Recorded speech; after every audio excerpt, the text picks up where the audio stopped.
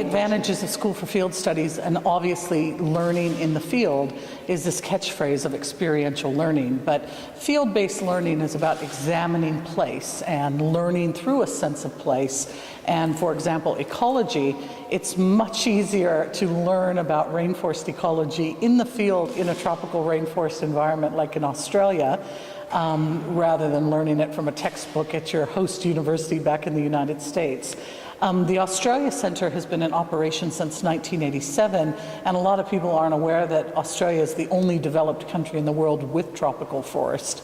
Most of it was lost, but in 1988 it was listed for World Heritage values, and the rainforests of Australia are actually considered the oldest evolutionary forest on the planet. So there's a lot to learn through our little case study in Australia about how plants have evolved, how they've developed. Despite my accent, I am an Aussie, but I was born in the United States, so I'm sort of a field-based learner throughout my whole life as well, but I married an Australian and it took me down under. And the rainforest of Australia, there's not a lot of it left. Most of it was lost early in the 20th century due to industries like logging and agricultural production. At one point, the government paid people to burn it out, very similar to what we're seeing in Brazil and other tropical systems. But like I mentioned earlier, in 1988, it was listed for its World Heritage values when it was actually determined that the plants and the evolution of the Australian forest were the oldest on the planet. And so much of our research concentrates not only on the evolutionary aspect of the forests that remain, but on trying to restore and build corridors between the fragments of forests that remain. Huge sections were taken out for industry, but we are known as the Center for Rainforest Studies and Restoration Studies.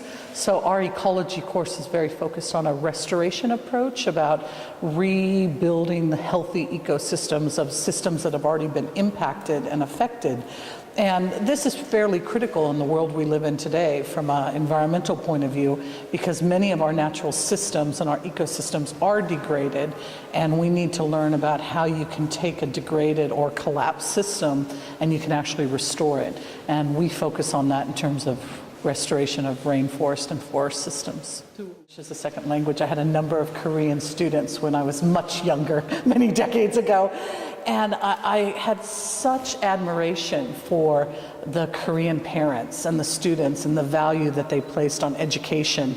And a lot of my students used to tell me that the role of education in the society and in the life was very connected to Confucianism and Confucian thought. And I had such respect for that.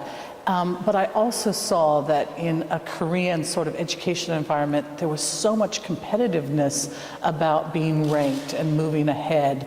And I don't think sometimes that just following one path of education creates the most learning. I believe that field-based experiential learning can create a more comprehensive understanding of complex problems, and that we are finding in environmental management that environmental problems are complex and they require a lot of innovative thinking, a lot of creativity in their thinking, and that I believe that just following a very competitive academic system of trying to be ranked top in the class does not necessarily address the knowledge that we need to start developing and learning.